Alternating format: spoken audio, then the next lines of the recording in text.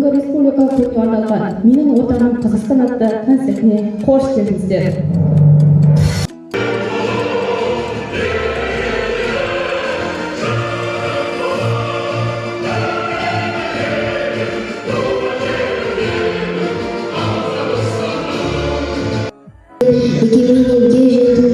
Азаттық жолында шамына жыра жағылып, тәуелсіздік басталып, бостандықты аралап, ата-баба арманын оралған ел сағынып, тұтастығын елінің жариялаған күн бүгін.